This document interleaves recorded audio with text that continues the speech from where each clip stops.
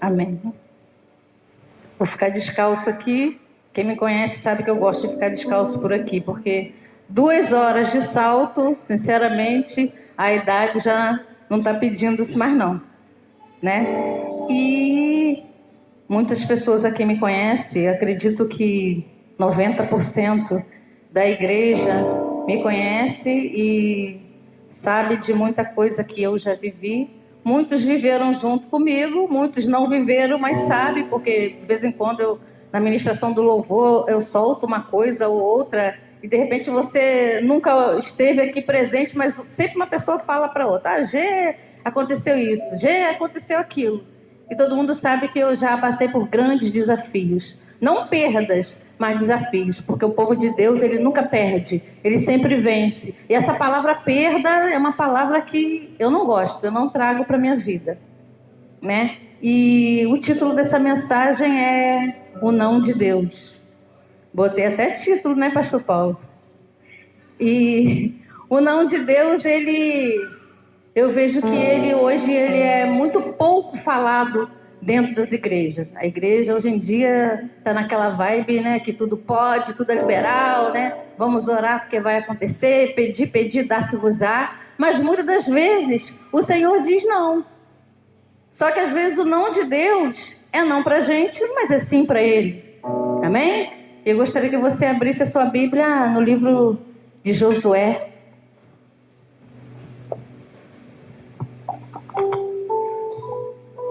Uma palavra muito conhecida no livro de Josué.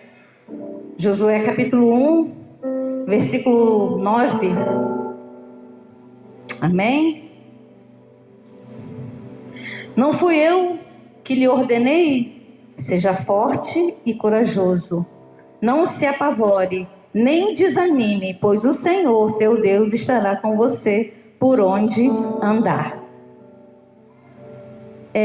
O Senhor deu essa palavra, né, para Josué, assim como Ele também dá para mim e dá para você.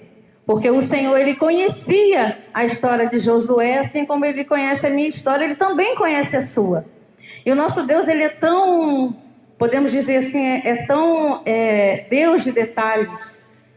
Ele é tão cuidadoso que tudo com o Senhor é com ordem. E o que Ele diz na palavra: seja forte e corajoso. A primeira palavra, forte, ela sempre vem na frente. Porque se você tiver muita coragem e você não tiver força, você não vai chegar em lugar nenhum.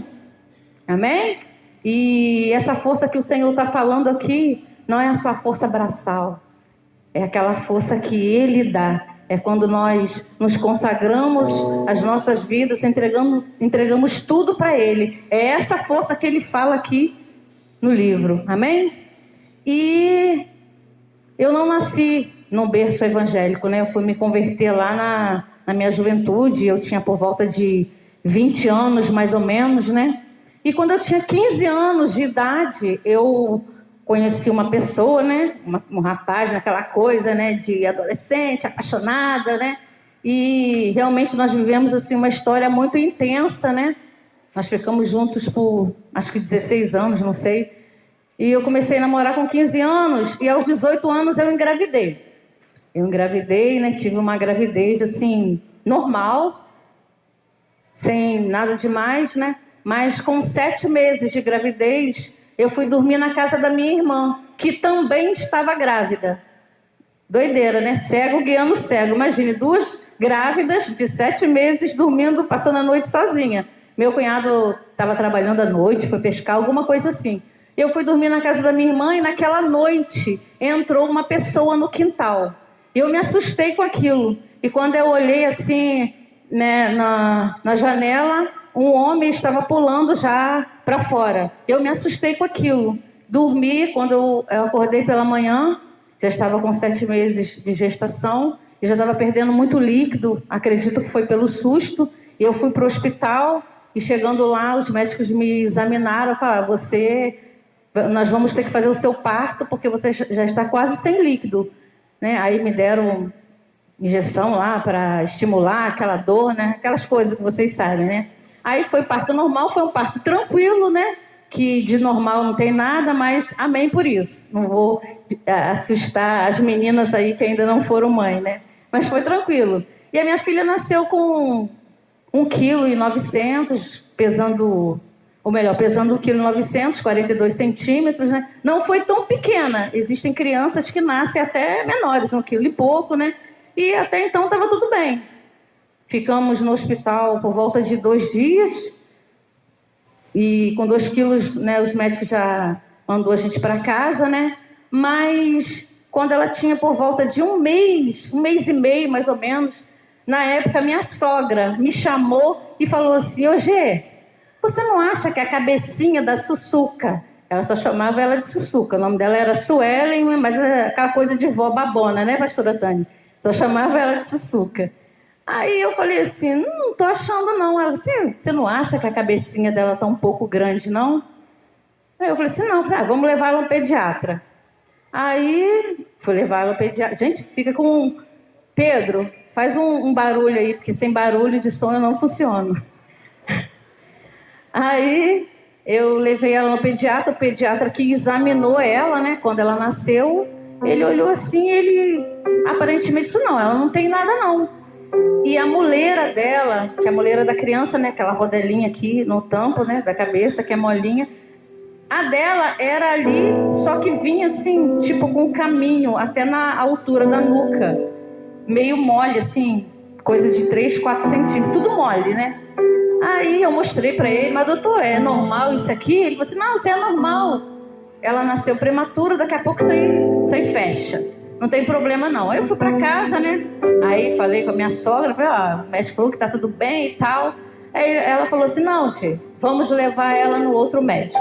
Vamos levar ela no outro pediatra, porque a gente precisa de ter uma segunda resposta, porque às vezes é uma coisa boba e pode se tratar logo no início.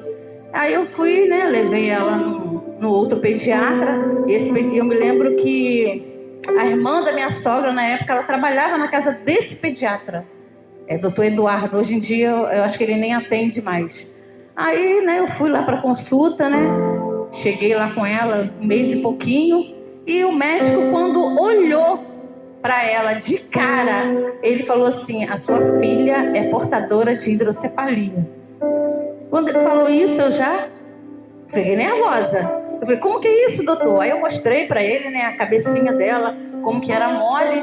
Ele falou assim: isso aí é líquido, e provavelmente ela vai precisar de passar por uma cirurgia para colocar uma válvula, porque isso aí é um líquido e precisa ser bombeado, esse líquido.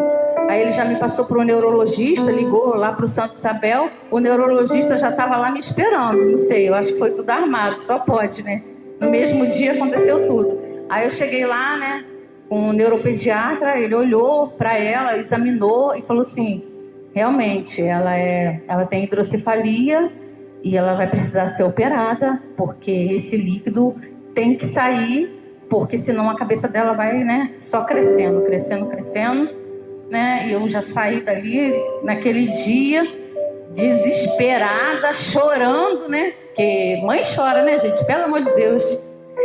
Aí cheguei em casa, né? Falei lá na época para minha família, na época eu estava casada, falei pro meu marido, né? E minha família, graças a Deus, sempre me abraçou muito, sempre me ajudou muito em tudo. E ela foi para o hospital, né? Fez a primeira cirurgia, uma cirurgia muito delicada, uma cirurgia muito invasiva, muito demorada, onde a válvula coloca assim atrás da orelha, né? Eu acho que a orelha direita, e a gente colocava a mão assim, dava para sentir, parece que o negócio fica tipo tremendo, né? E vinha com um catéter por dentro, passava aqui pelo pescoço, tinha outra abertura aqui pequena de uns 3 ou 4 pontos, por dentro até na altura do umbigo. Dava para você passar a mão assim e sentir, né? Aí fechava aqui, era mais ou menos 5 a 6 pontos. E ela fez a primeira cirurgia, uma cirurgia chatinha, né? E para pegar ela no colo era uma dificuldade, né? Porque essa parte aqui, né, do tronco até a cintura estava fora a cabeça, né? Estava toda comprometida, não podia mexer nela. Aí já viu, né? Aí ela fez a primeira cirurgia foi uma cirurgia boa, né? Correu tudo bem, mas passaram-se alguns meses, a válvula entupiu de novo e eu voltei com ela para o hospital e ela fez a segunda cirurgia com menos de 6 meses. E eu perguntei para o médico, como é que ela vai ser? Ela vai ser uma criança normal? Ela vai andar? Ela vai falar, né? Aquelas coisas que a mãe especula para os médicos. Os médicos falaram, olha, minha filha, isso aí é o tempo que vai dizer o que vai acontecer com a sua filha. Aí, né, quando ela tinha mais ou menos 1 ano, eu comecei a fazer um tratamento com ela ali na PAI. Até 1 ano de idade, ela não conseguia sustentar o peso da cabeça. A gente colocava ela em pé, as pernas delas não trincavam. Assim, você coloca uma criança em pé, ela trinca, né? Os pés, ela não. Ela foi bem demorado. Eu comecei a fazer um tratamento com ela com 3 meses. Ela sustentou o peso da cabeça e ela também, né, trincou as perninhas, né? Aí, mas não chegou a andar, não chegou a falar. Quando ela tinha mais ou menos uns 2 anos de idade, os médicos, né, a fonoaudióloga me chamou ali na PAI e falou assim, mãe, eu acho que a Suelen não tem a audição muito perfeita. Eu já reparei que quando a gente conversa com ela, com um tom de voz assim normal, ela não obedece os comandos. Não é porque ela não está entendendo, é porque ela não está ouvindo. Ela só ouve uma batida de porta, um papo que estoura, ela olha, mas a altura da voz normal, ela não ouve, ela não obedece os comandos, né? E vamos, né, fazer um examezinho nela para ver o que tem aí. E eu fui para Niterói fazer uma audiometria. Cabo Frio não tinha. Cabo Frio nessa época, há 30 anos atrás, não tinha quase nada pelo SUS. Quando precisava de uma tomografia, eu tinha que ir para o Rio, para o Hospital Fernandes Filgueira. Quando precisava de uma ressonância, eu tinha que ir para Campos com ela no colo, porque ela não chegou a andar. E muitas das vezes eu viajava com ela baldeação, né? Acho que eram 3, 4 ônibus, sei lá. Porque para me levar uma pessoa para me ajudar, eu teria que, no mínimo, pagar as despesas, né? E o dinheiro era, assim, muito contado.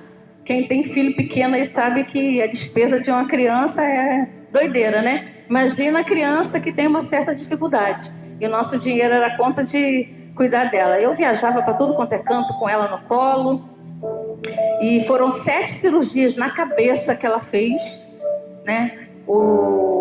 Ela precisou de um aparelho, né, de audição, e nós não tínhamos dinheiro para comprar esse aparelho, era muito caro na época, mas ali na PAI, teve um dia que eu cheguei lá e a moça me falou que foram algumas pessoas visitar a entidade, né, e teve um empresário que eu nunca conheci, um japonês, ele viu a minha filha, ele ficou apaixonado por ela. E ele perguntou para os profissionais o que ela estava precisando. E os profissionais falaram que ela estava precisando de um aparelho para audição. E ele foi e abençoou, né, a vida dela, a minha vida, né? Porque Deus é assim. Ele cuida da gente nos mínimos detalhes, né? E passaram-se 1 ano depois, né? Eu vivia mais no hospital do que em casa. A válvula entupia, eu voltava para o hospital, ela operava, daqui a pouco eu estava de volta de novo, porque tinha rejeição e aquele problema todo. E na época,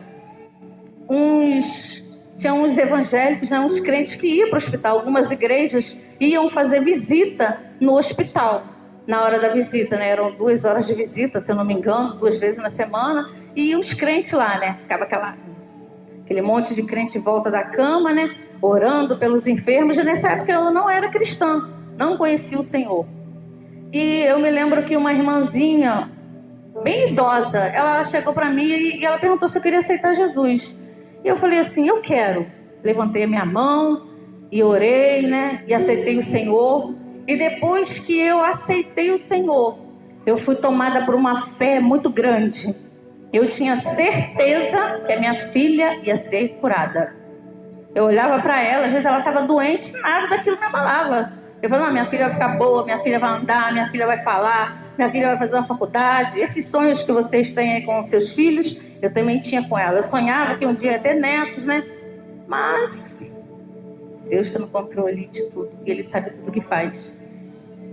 E ela sempre passando mal, sempre enjoadinha. Quando ela foi fazer a última cirurgia, ela já tinha 3 anos e meio, mais ou menos. O médico me chamou e falou assim: olha só, nós vamos colocar uma válvula importada nela, porque já colocamos de tudo quanto é jeito e ela rejeita, né?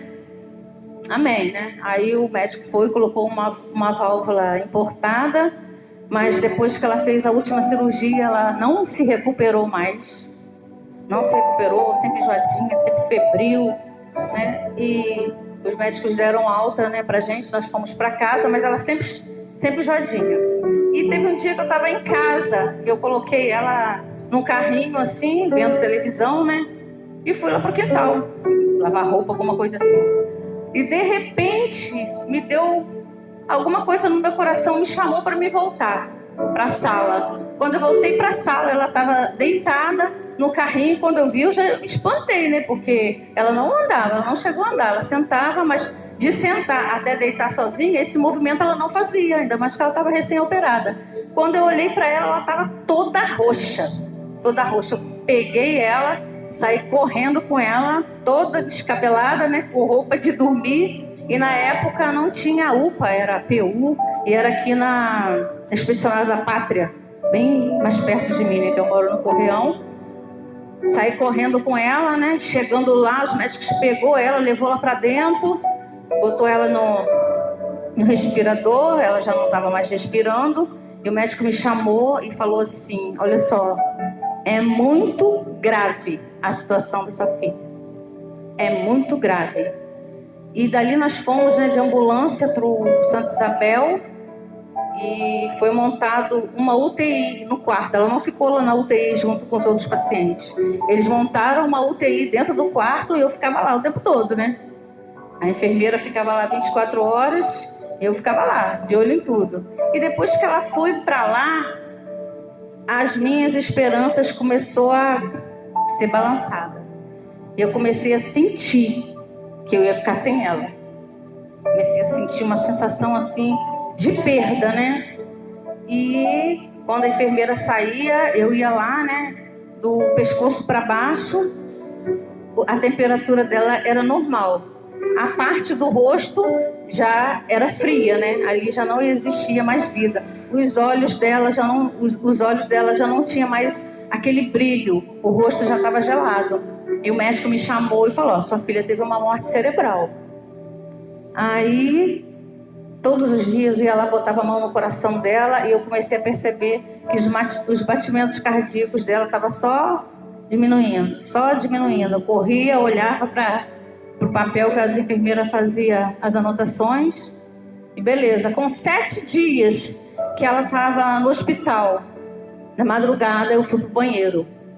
Eu já tinha uma certa intimidade, né, com o Senhor, e eu comecei a perceber que ela ia partir. E eu orei, não repara não, que eu vou chorar muito aqui. E eu orei, e eu botei diante do Senhor, e a minha oração foi a seguinte: eu falei com o Senhor: Senhor, o Senhor conhece o meu coração, o Senhor sabe da minha vontade, mas que a tua vontade ela venha prevalecer. Se o Senhor quiser, o Senhor tem o poder de fazer com que a minha filha saia daqui curada, pulando, andando. Mas se não for da tua vontade, se for da sua vontade, levar ela, leva. Foi assim que eu orei. Orei, fui pro quarto, a enfermeira não estava lá. Eu fui, conversei com ela, me despedi para ela. E eu falei: filha, você sabe que aqui na terra não tem mais ninguém que te ame como eu. E tudo que eu podia fazer por você, eu fiz. Mas existe um Deus lá no céu, que o amor dele é incomparável. E o meu amor não se compara ao amor dele. E é para lá que você vai. Chega de dor, chega de tristeza. E eu fui, né? Conversei com ela assim, sentei, não dormi, né? Como é que você dorme, né? Depois de uma oração dessa. Não tem como você dormir. Fiquei ali, né? só esperando, né? Que eu sabia que algo ia acontecer. E a única coisa que eu falei pro Senhor foi: Senhor, cuida de mim, que eu não sei o que vai ser de mim, não. Aí, quando chegou no outro dia, umas 10 horas da manhã, mais ou menos, a enfermeira saiu e eu, na mesma hora, fui para lá onde estava ela. Aí eu conversei com ela de novo. Ela apertou a minha mão, ela nunca tinha feito isso. Ela apertou a minha mão e ela ficou com o corpo todo roxo. Quando ela soltou, a cor, né, dela voltou normal. Quando eu botei a mão no coração, ela tinha partido. Eu saí dali desesperada, já sabia, né? Mas é aquilo, você entrega pegando, né? Porque é uma mistura de sentimentos.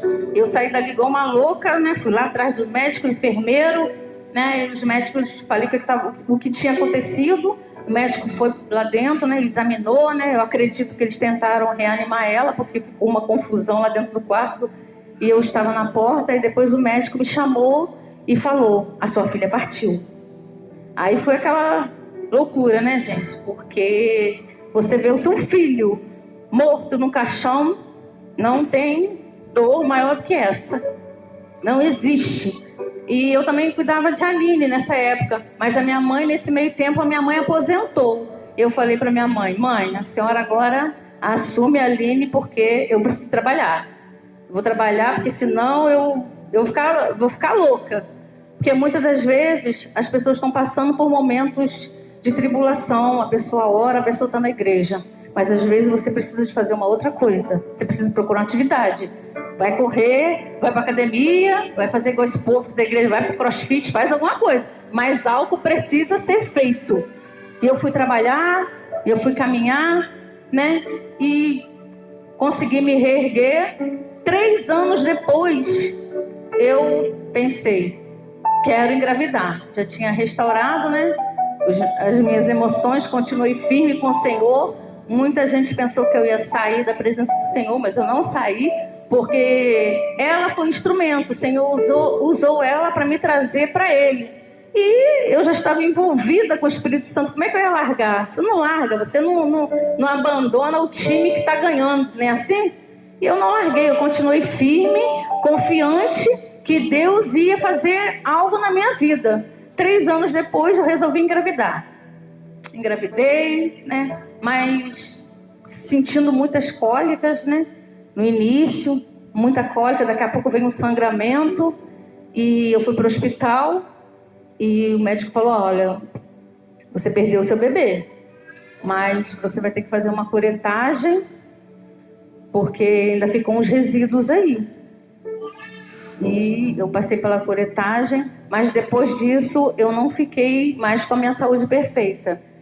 Sempre sentindo dores, sempre com sangramento. Durante a semana, 2, 3 vezes eu estava na emergência, passando muito mal. Comecei a emagrecer muito, né? E houve uma noite, foi até a noite de Natal, né? Lá em casa a gente tem o costume de fazer amigo secreto, né? Aquela coisa toda. E eu estava passando muito mal naquela noite, eu nem participei. Na época meu marido falou assim: vamos para a emergência agora. Eu falei assim: não vamos não, vamos esperar o amigo secreto, depois a gente vai. Aí, né, o pessoal, né, se confraternizou e eu fui pro banheiro. Falei: vamos agora. Eu fui pro banheiro. Quando eu cheguei assim perto da cozinha, eu desmaiei. Eu caí ali. Me pegaram, eu já fui acordar lá no Hospital Santa Isabel. E o médico me olhou, né, e falou assim para mim: olha só, a gente vai ter que te internar, porque algo precisa ser feito. Precisa ser feito porque você não pode ficar da maneira que você está. Você está com hematócrito muito baixo, estava 18, hematócrito de mulher parece que é 40, né, normal, né, doutor? Acho que é 40. E estava 18, estava muito baixo. Você vai precisar de tomar sangue e a gente vai ter que te operar porque o seu útero está todo bagunçado. Eu não sei o que fizeram com você, que bagunçou tudo. E eu fui para o centro cirúrgico fazer a cirurgia. E no meio da cirurgia eu tive 2 paradas cardíacas. Tive 2 paradas cardíacas e eu fui parar numa UTI. Fiquei 2 dias, né? Passei a noite, a virada do ano, internada. Fiquei 2 dias na UTI. Voltei assim, Aí os médicos falaram para mim, né, que eu tive uma gravidez tubária, uma gravidez nas trompas, por isso que eu estava daquela forma. Mas que ia ficar tudo bem. Aí eu perguntei para ele, mas doutor, eu vou poder engravidar? Porque o meu negócio era engravidar, porque a mulher é assim, né? Mulher quer ter filho. 90% das mulheres, né, elas querem ter filho. Eu acho estranho quando a pessoa diz que não quer ter filho, né? Ele, não, minha filha, você vai ficar com 50% de chance de ter um filho. E eu pensei assim, 50% de chance com o Senhor, né? Isso não é nada. Com certeza daqui a pouco eu tô grávida. Aí minha saúde foi restaurada, passaram-se, e nessa época foi a época que eu cheguei nessa igreja. Meu irmão me convidou, né, para estar nessa igreja. Na época era segunda ceifa, lá na garagem. Quando eu cheguei nessa igreja não era o pastor Paulo, era um outro pastor. Só que o pastor também já estava saindo, já estava se despedindo da igreja. Eu não tive contato nenhum com o outro pastor, até porque eu só ia na igreja aos domingos, porque eu ainda não estava podendo andar muito, né? Eu ia para a igreja a pé. E eu cheguei nessa igreja assim, recém-operada.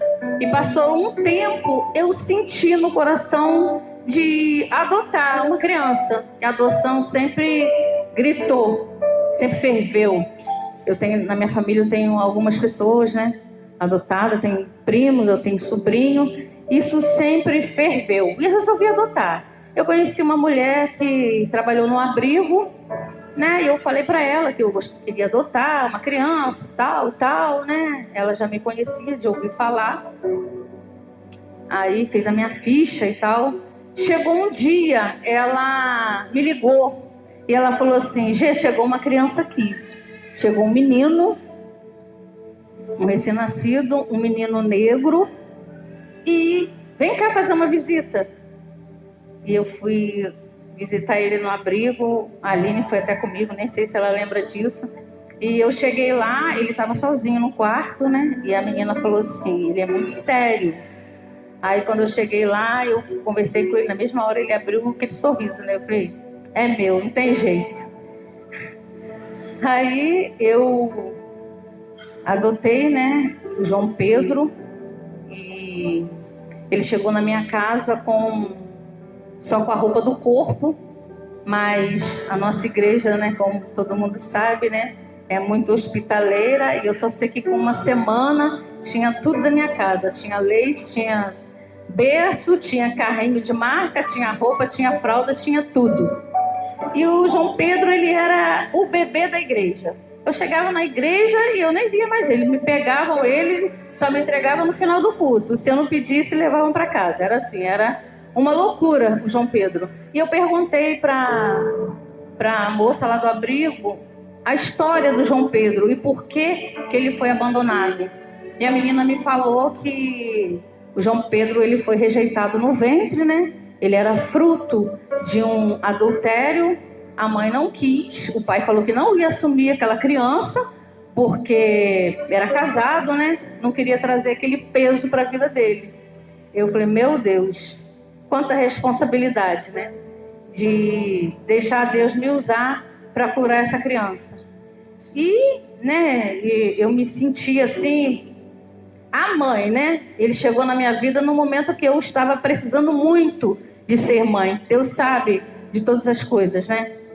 E fiz o encontro com Deus. Foi na época que eu fiz o encontro e a pastora arrumou uma pessoa para tomar conta dele no encontro. Foi uma pessoa lá só para isso, né? Só para tomar conta do João Pedro no encontro. Eu fiz o encontro com Deus, eu estava bem, eu saí de lá melhor ainda, né? Porque quando você participa desses eventos é assim, né? Se você está bem, você fica melhor. Se você está andando, você corre. Se você está correndo, você sai desses eventos voando. E eu saí de lá voando, muito bem.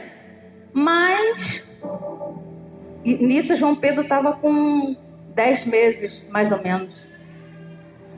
E quando chegou um dia, né, 18 dias depois que eu fiz o encontro com Deus, o João Pedro, ele começou com uma febre não muito alta, mas uma febre insistente. A febre que não passava. E ele estava naquela fase de estar engateando, né? e nascendo dente. Eu pensei, deve ser alguma coisa relacionada ao dente. E liguei para o pediatra, na época era o Francisco Mesquita. Liguei para ele e ele falou assim, traz ele amanhã de manhã, porque a febre não está muito alta. Eu, beleza. Ele passou a noite assim, bem enjoadinho. E de manhã, quando ele acordou, quando eu olhei para ele, tinha um sinal roxo no rosto dele. Eu já fiquei, né? Como, né? Eu fiquei meio assustada. Aí, arrumei ele rápido dentro do ônibus. Quando eu olho para a mão dele estava totalmente roxa.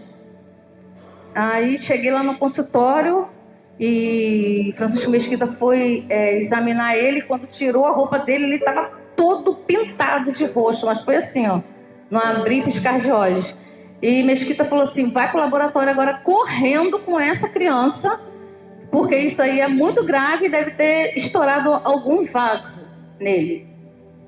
Aí eu fui, né, lá pro Osmani, né, cheguei lá, tinha um amigo meu trabalhando lá, que olhou pro João e falou assim... Eu falei assim, olha só, eu preciso desse exame agora. Ele falou assim, mas eu não vou poder tirar esse resultado agora. Eu falei, pelo amor de Deus, eu preciso desse exame agora. Ele falou assim, Gê, não tem como, não tem ninguém no laboratório, não chegou ninguém. Aí ele fez o exame nele, eu saí correndo com ele no colo e encontrei com o Mesquita em frente ao McDonald's. Mesquita falou assim pra mim, vamos pro Santa Isabel agora, porque a gente precisa internar ele. Aí cheguei no Santa Isabel, com ele, sentei assim na cadeira com ele no meu colo.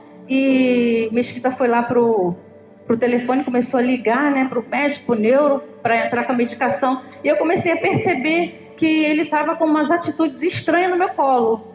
E eu comecei a gritar, e quando eu olho, ele veio a óbito no meu colo. Eu chamei Mesquita veio e puxou ele, levou lá para dentro, tentaram reanimar e foi aquela loucura. Pensa no desespero na recepção de um hospital. Foi aquele dia, 18 de abril de 2000, eu acho. Aí me levaram lá para dentro e foi aquele desespero. Daqui a pouco eu escuto só a voz da pastora gritando, cadê o João? Cadê o João? Cadê o João?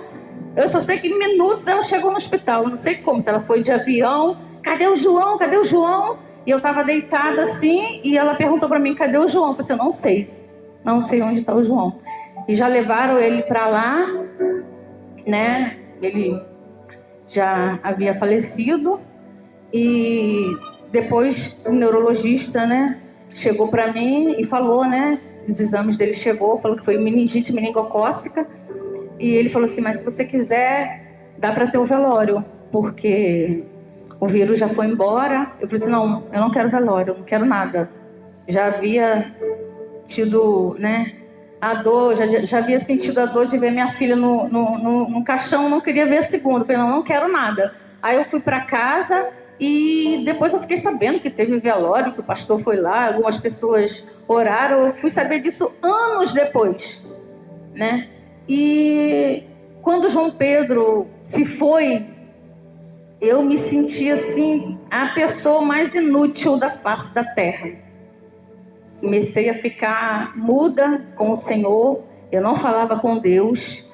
Eu ia para a igreja, mas eu não falava, porque eu estava sem entender o porquê daquele tsunami, né? O porquê de tanta perda, né, na minha vida. Eu comecei a ficar muito debilitada espiritualmente, mas ainda assim eu ia para a igreja. Eu não faltava um culto, não faltava, porque eu sabia que ia ser lá que o Senhor ia me dar a resposta. Aqui em casa eu não ia conseguir nada, em casa eu só chorava. As madrugadas minhas eram de choro. Eu não conseguia falar com Deus. Quando eu chegava na presença do Senhor, era só choro, choro, choro, choro, choro. Não era nem, né, como diz a música da Fernanda Brum, Espírito Santo, ore por mim. Eu não pedia para o Espírito Santo orar, porque a fala não saía, a voz não saía. E a pergunta que não quer calar, por quê? Né? E chegou um dia, uma tarde, eu estava varrendo a minha escada e chegou um homem, né? Um homem de Deus, que na época ele fazia parte da nossa família. E ele perguntou para mim, Gê, você sabe por que o Senhor levou o João? Eu falei assim, não, queria saber. ele falou assim: então, João Pedro, ele foi uma criança que foi rejeitada desde o ventre. A sua mãe não quis, deu ele para a enfermeira pegou ele, mas não foi para criar. A enfermeira pegou ele para sacrifício. Os órgãos dele iam ser retirados com ele em vida. E a enfermeira levou ele para a casa dela, isso foi aqui, né, pertinho da gente, na Vila Nova, e os vizinhos, parece que descobriu alguma coisa assim, e denunciou, e os policiais chegaram lá, e ele estava enrolado no lençol embaixo da cama. Os policiais começaram a procurar, puxou o lençol e ele, né, rolou. Aí eles viram que era uma criança, levaram ele para o abrigo. E esse moço, né, ele falou assim para mim: então, o Senhor já tinha no plano dele de levar o João Pedro, mas o João Pedro precisava de cura. E isso é muito sério. Às vezes as mulheres estão grávidas e às vezes elas amaldiçoam os seus filhos e elas acham que eles não vão sentir, mas eles sentem sim. E ele falou para mim: o João Pedro, ele, antes da partida dele, ele precisava de ser curado. E o Senhor olhou lá de cima e ele escolheu você. E ele escolheu a sua família, e ele escolheu a sua igreja como instrumento de cura para a vida do João Pedro. E quando ele foi curado, o Senhor levou ele bem, levou para a glória, né? E quando ele me falou aquilo, o refrigério começou a entrar, né, na minha vida. Eu já fiquei, né, mais tranquila, né? Meu Deus, né? Quanta responsabilidade. E passaram-se um tempo depois, na época eu era casada, e eu vim descobrir que o meu marido tinha um filho com uma mulher, né, uma parceira de trabalho. Tinha engravidado dele e que ele tinha colocado o nome do filho dele de João. Aquilo ali acabou comigo. Eu fiquei com mais raiva do nome da criança do que a criança em si. Porque João foi o nome que eu escolhi. Achei muito invasivo da parte dele, né? Ele foi lá para casa, né? E eu esculhambei ele, tirei dos cachorros, joguei em cima dele. E a gente se separou, eu amaldiçoei a vida do filho dele, assim, até a última geração. Foi uma loucura o que eu fiz naquele momento de raiva, né? A gente acabou se separando. Mas um dia, acho que já havia passado uns 6, 7 meses, eu liguei para ele. Eu falei assim para ele: eu quero conhecer seu filho. Ele levou um susto: o quê? Eu quero conhecer seu filho. Ele: tá bom. Aí ele levou o garoto lá para casa da mãe dele, né? E falou assim, me ligou: ele tá lá com a minha irmã. E eu fui para lá, né? Eu conheci o menino, acho que ele deveria ter uns 6, 7 meses, estava sentado na cama assim. Aí eu peguei e falei para as meninas, eu falei assim: me dá ele. Aí ela foi e me deu, né? Aí eu peguei, né, o João, né, e dei uma volta no quarteirão com ele. E eu olhei para ele, ele olhava para mim, e eu falei assim: eu quero te pedir perdão. Eu precisava daquilo, porque eu amaldiçoei a vida dele, e ele, por mais que fosse num momento de tristeza, de raiva, mas isso não pode acontecer. Eu amaldiçoei a vida dele e eu pedi perdão para ele. Ele olhava para mim, passava a mão no meu rosto, me babava. E eu falei: você vai ser um grande homem de Deus, você não tem culpa de nada. Você é bênção na vida do seu pai e na vida da sua mãe. Fiz, né? Orei com ele, cheguei na casa delas, né, entreguei o menino. E por incrível que pareça, esse garoto hoje ele tem 23 anos, vai fazer 23. Aonde esse garoto me vê, ele tem que falar comigo, mas chega a me irritar. Gente, esse garoto fala comigo. E teve um dia que eu estava numa loja lá no centro, né, comprando roupa, né, tinha um espelho assim, e ele passou na rua, pelo espelho eu vi ele. Quando ele me viu, ele, tipo assim, voltou e falou comigo: oi, Gê, oi. Teve um dia que eu estava vindo para a igreja, na festa dos tabernáculos, estava ensaiando alguma coisa assim, e encontrei com ele aqui na praça. Ele me gritou, é incrível, onde ele me vê até hoje ele fala comigo. Aí beleza, a gente acabou, né, separando, né, um casamento de muita traição. E passaram assim alguns anos, eu conheci uma pessoa aqui dentro dessa igreja, um homem de Deus. Casei aqui, né, pastor? O pastor Paulo fez meu casamento, um casamento muito bonito. E ele estava firme com o Senhor. Mas chegou uma hora que ele começou a se desviar, né? E antes disso, né, com 2 anos de casado, eu procurei uma médica, porque eu queria engravidar, né? Isso aí eu já estava com 39 anos, eu acho. Eu procurei a médica, porque para fazer tratamento, né?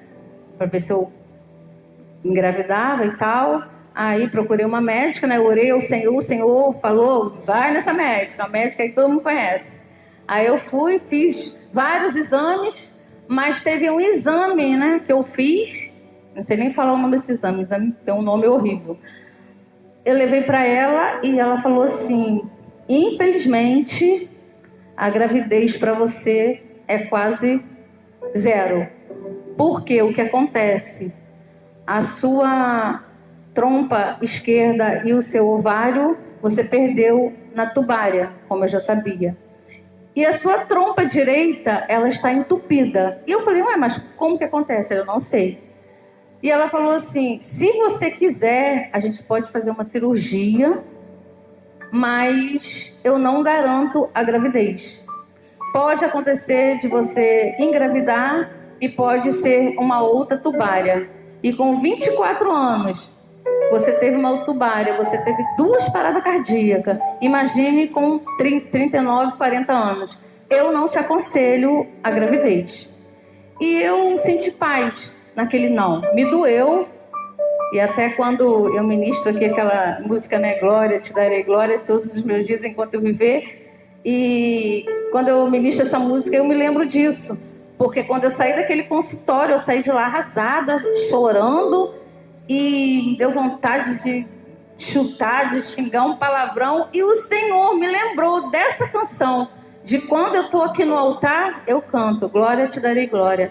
Todos os meus dias enquanto eu viver. E eu, pelos olhos da fé, eu glorifiquei o nome do Senhor. Por isso. Porque fazer o quê, né? Não pode, não pode. Aí eu cheguei em casa, falei com meu marido, né? Falei que não tinha, ele ficou triste, mas passou, né? E passaram-se uns anos depois, ele começou a ficar frio espiritualmente. E o nosso casamento começou a ficar nós começamos a ficar distantes um do outro. E ele chegou um dia para mim e ele falou assim, eu vou embora dessa casa. Eu falei assim, como assim? Eu vou embora porque não tem ninguém feliz aqui dentro. Essa foi a resposta que ele me deu. Eu falei assim, que isso? Não, vamos orar. E deu uma chorada lá. Não, porque o nosso casamento foi dele. Não. Eu vou embora enquanto eu não me envolvo com uma outra pessoa. Beleza, né? Foi embora. Na época eu cuidava da minha mãe. A minha mãe ainda era viva ainda. Minha mãe usava bolsa de colostomia, né? Que ela teve um problema no intestino. Eu cuidava dela. Ele simplesmente saiu de casa. Saiu de casa porque não estava legal, não estava bem. E com pouco tempo eu descobri, e a história se repetiu, né? Eu descobri que ele tinha se envolvido com uma mulher no trabalho e que essa mulher estava grávida dele. E aquilo foi, assim, horrível, né? Eu me lembro que na época eu falei com a pastora Tânia, estrategista, né, igual ela é, foca na festa do tabernáculo. Na época eu estava liderando o louvor e aquilo que eu falei, a gente precisa se ocupar de alguma coisa, né? Aí também chamei ele na minha casa, falei uma meia dúzia de verdade para ele, e eu falei para ele, você não me traiu, você foi desumano. É diferente, porque você sabe tudo que eu passei, você vai e você repetiu a história, né? Aí vim para a igreja, comecei, né, na festa tabernáculo, foi no ano de 2017. Na época eu liderava o louvor e, como eu disse no início aqui, o nosso Deus, ele é o Deus de detalhes. Ele pensa em tudo. E na época eu que escolhi, né, os solos, fulano vai cantar isso. E eu ministrei aquela música Vem e Toma o Teu Lugar. E essa música não é o meu perfil. A mensagem dela é bonita, mas o estilo dessa música não se parece comigo. Essa música parece um Kadosh, mas ela não se parece comigo. Eu não sei por que eu escolhi essa música. E quem estava dançando aqui era a Jéssica e a Nayane. E a Jéssica estava de vestido branco, por isso que eu sempre mando aquela foto para você. E a Nayane estava com uma roupa preta e tinha uma máscara. Até hoje eu não sei como é que é essa dança, porque eu nem vi. E na hora que fala, vem e toma o teu lugar. E eu falei para o Senhor precisa tomar o teu lugar na minha vida, porque eu estou aqui só o fiasco. Estava muito mal. E no final da festa tabernáculos, o Senhor, Ele verdadeiramente tomou o lugar na minha vida, né? E eu fiquei bem. Chegou um dia, eu peguei o meu telefone e passei um WhatsApp para ele, né? Para o meu ex, né? E eu tinha chegado de uma conferência e eu falei assim para ele no WhatsApp, eu te perdoo. Ele botou aquele boneco, né? Aquele bonequinho do olho regalado, né? Aí eu falei para ele, eu te perdoo. Aí falei algumas coisas. E por que eu perdoei? É aquilo que a gente aprende. Eu aprendi aqui com o meu pastor. Perdão é decisão. Perdão é atitude. E eu não quero ficar presa por causa de uma falta de perdão. Não quero. Eu não junto, né? Como diz o ditado aí, eu não junto nem dinheiro, que dirá mágoa. Não quero ficar presa e eu também não quero prender ele no mundo espiritual. Eu falei para ele, eu te perdoo. E no início, às vezes, aquilo vinha na minha mente, porque a história vem. A história vem. E eu, porque o diabo, ele faz isso. Ele envia as pessoas para te botar para baixo, para te botar mal, para te dizer que você é estéril, que você não pode ter filho, que fulano já tem filho e você não tem. O diabo faz isso. Eu, sai fora daqui, porque esse corpo é o templo do Espírito Santo. Eu fui escolhida para ser uma adoradora. E eu sei que o dia que eu nasci, o Senhor olhou e falou, ali vai a minha filha, ali vai uma vitoriosa. Eu sei quem eu sou em Deus, eu sei para que eu estou aqui nessa terra. E a vida continua. Eu sei que é difícil. Você vê o seu filho morto no caixão não é fácil. Mas você precisa entender que se Deus te deixou aqui, você precisa continuar caminhando na presença do Senhor, porque foi para isso que Ele te escolheu. Eu queria que você se colocasse de pé. Ministério de Louvor. E de repente você que me conhece, né? Você que nem nunca me viu, está me vendo aqui. Tem algumas pessoas aqui que eu não conheço. Depois desse relato, né? E você está pensando assim, mas coitada, né? Ela bem que merecia, né? Ser mãe, ela merecia ter filho, ela merecia estar casada. Mas eu quero te falar uma coisa. Existem muitas pessoas que não vão ter um monte de coisa. Existem muitas pessoas que nunca vão enxergar. Existem muitas pessoas que nunca vão andar. Existem muitas pessoas que nunca vão ter o privilégio de ouvir. Nessa última festa dos tabernáculos, teve uma menina aqui, né, no culto dos adolescentes, e ela dançou aqui. Eu fiquei sabendo que a garota não ouve, não é isso, Dilane? E tinha uma menina ali com a linguagem, uma pessoa aqui com libras, e ela estava dançando. E ela não estava ouvindo, mas ela estava entendendo. E ela estava ministrando a letra daquela canção.